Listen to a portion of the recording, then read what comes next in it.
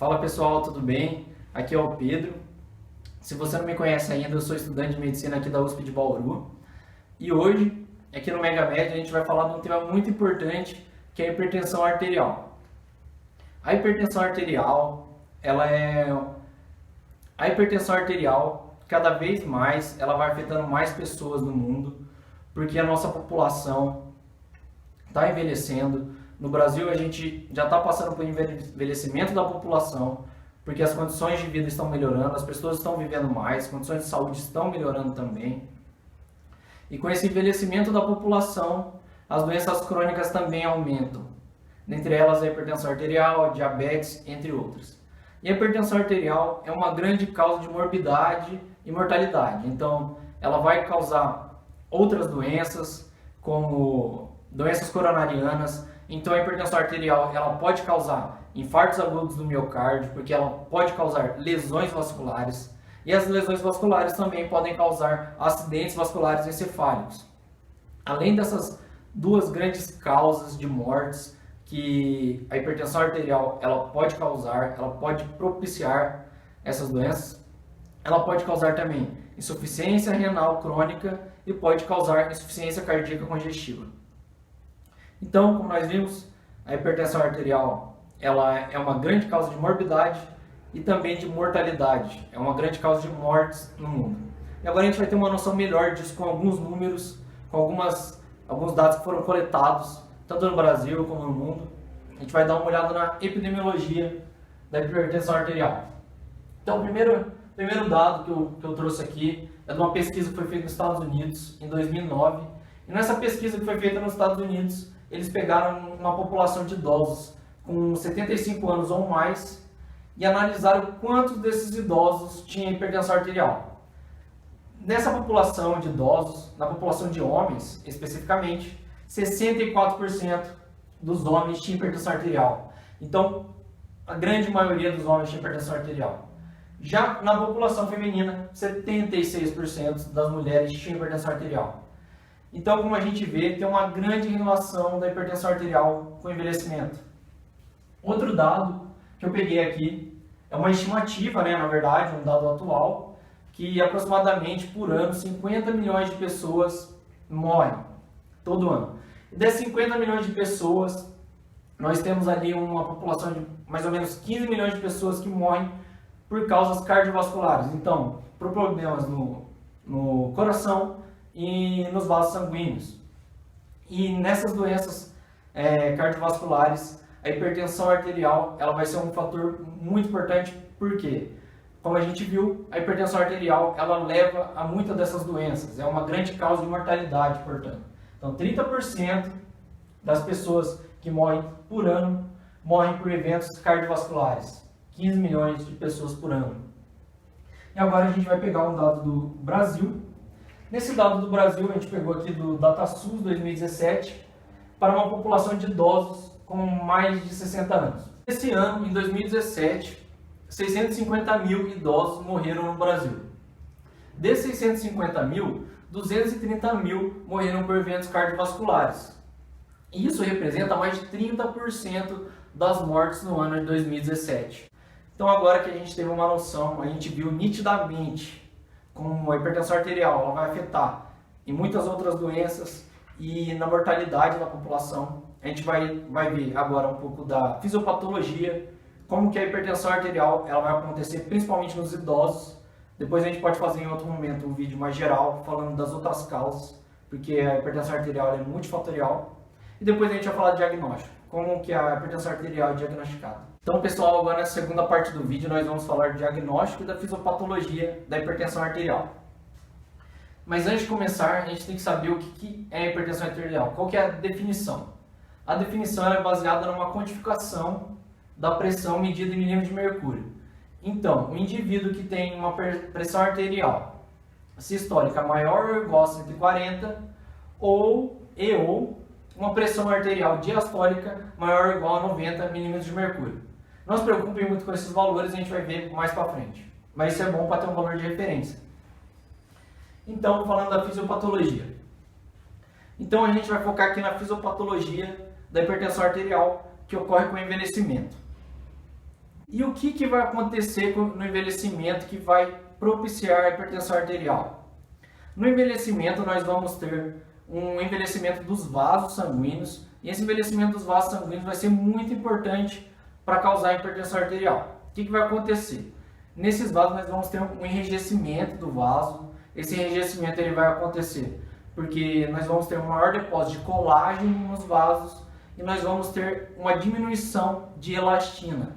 Então a elastina vai diminuir, esses vasos vão ficar menos elásticos, então o vaso vai perder elasticidade e eles vão ficar mais rígidos.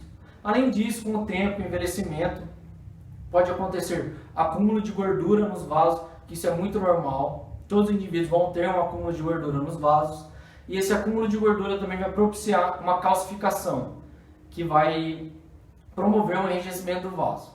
Então, a fisiopatologia da hipertensão arterial com envelhecimento é basicamente a perda da elasticidade do vaso.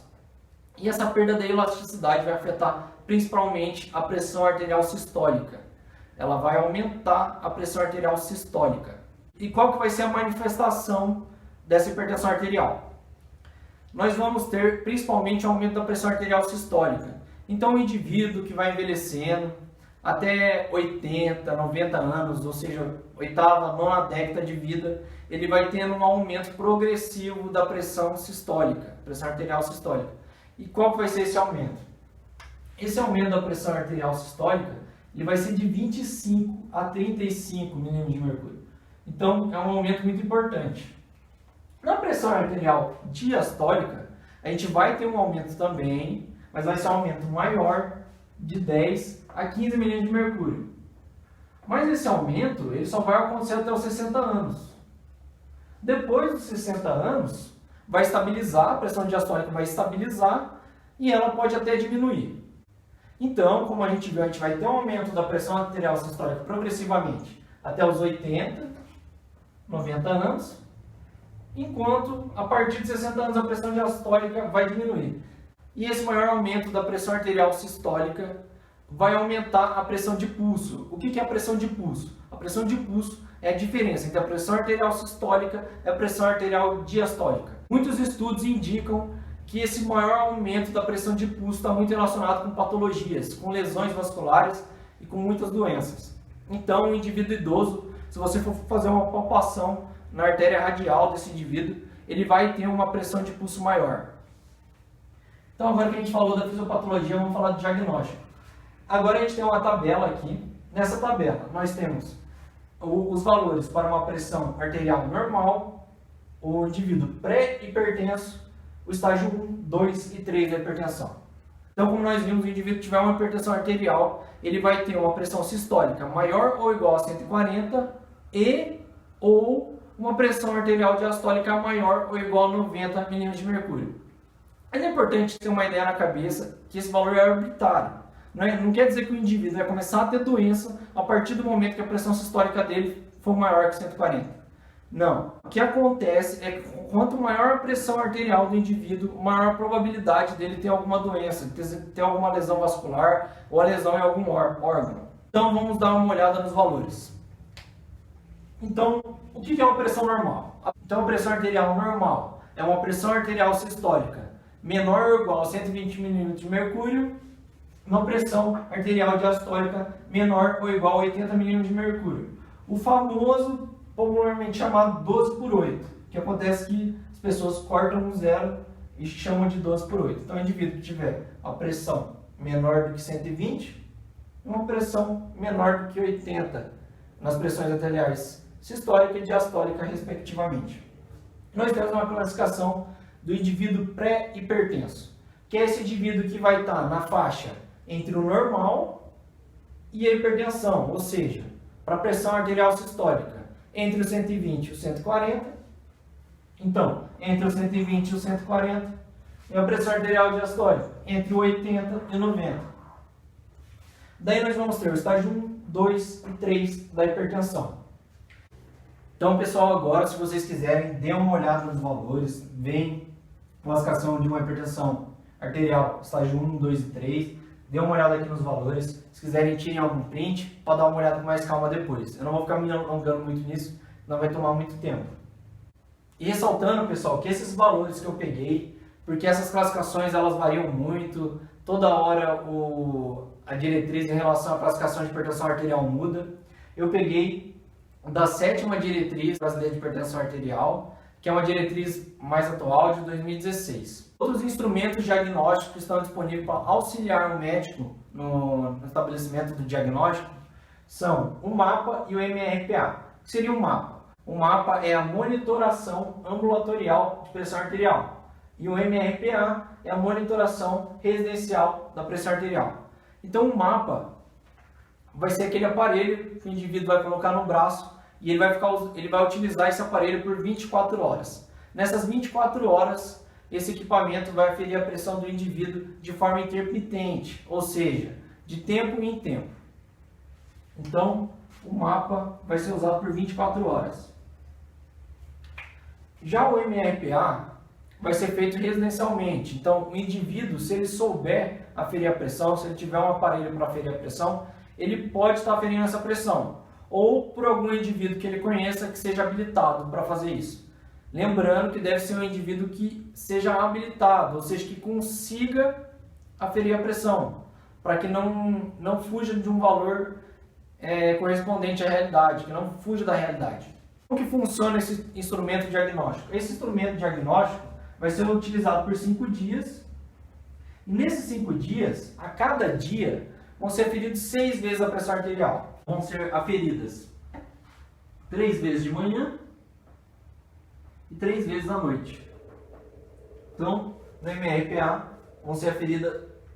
vai ser aferida a pressão arterial 6 vezes. 3 de manhã e 3 à noite por 5 dias. E agora, eu gostaria de falar de 2 correlações clínicas, situações clínicas importantes, que são a pseudohipertensão e o hiato auscultatório. O que seria pseudohipertensão?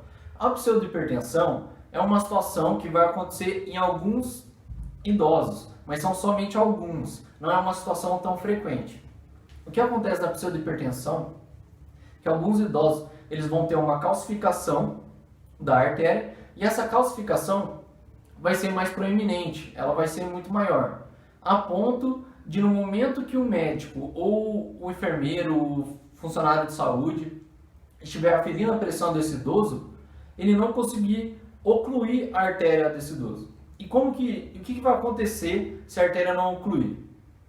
Se a artéria não ocluir, o médico pode diagnosticar como uma hipertensão muito grave, uma grande hipertensão. E nessa situação que o paciente tiver uma artéria muito calcificada, que impede que ela seja ocluída pela pressão do manguito, o paciente ele pode sim ter uma hipertensão, mas você não consegue ter certeza, você não consegue quantificar de maneira adequada e exata a pressão. Então você não sabe se a pressão dele é normal, se ele está com uma hipertensão em grau 1, 2 ou 3, ou se ele realmente tem uma hipertensão grave. E o que vai acontecer então na pseudohipertensão? Na pseudohipertensão, o que indica que o paciente ele pode ter uma pseudohipertensão, é claro que o paciente ele pode sim ter uma hipertensão grave, mas um dos indicativos que ele pode ter uma pseudohipertensão é quando o manguito é insuflado ao máximo e ainda assim o profissional de saúde ele consegue palpar a artéria radial.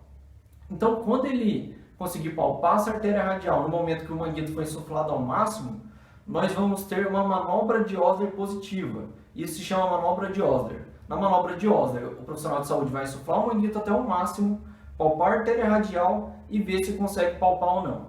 Então, nós vemos o quanto é importante sempre estar fazendo tanto o método auscultatório da aferição da pressão, mas o método palpatório também. Além dessa aplicação clínica, um outro evento que pode acontecer em alguns pacientes é o hiato auscultatório. O que seria o hiato auscultatório? No hiato auscultatório, você vai estar lá aferindo a pressão do paciente, então você vai começar a ouvir os sons auscultatórios, o primeiro som de Korotchkov e assim por diante, só que em um determinado momento você não vai escutar mais. Mas isso não quer dizer que os sons pararam. Os sons eles voltam. Então o que pode acontecer? Você pode começar a escutar desde o primeiro som e parar nesse primeiro intervalo e já marcar pressão arterial sistólica, pressão arterial diastólica. Quando você estiver fazendo isso, você vai marcar corretamente a pressão arterial sistólica, mas incorretamente a pressão arterial diastólica. Você vai estar superestimando a pressão arterial diastólica, porque você precisava desinsuflar mais o manguito. E também pode acontecer uma outra situação, você perder esses primeiros sons e você começar a escutar esse segundo grupo de sons, vamos dizer assim, e nessa situação você vai estar subestimando a pressão arterial sistólica. Então é sempre importante estar fazendo o método palpatório também da aferição da pressão arterial, porque com o método palpatório você vai conseguir estimar mais ou menos qual que é a pressão arterial sistólica do paciente. E assim você vai conseguir escutar os primeiros sons, evitando subestimar a pressão arterial sistólica.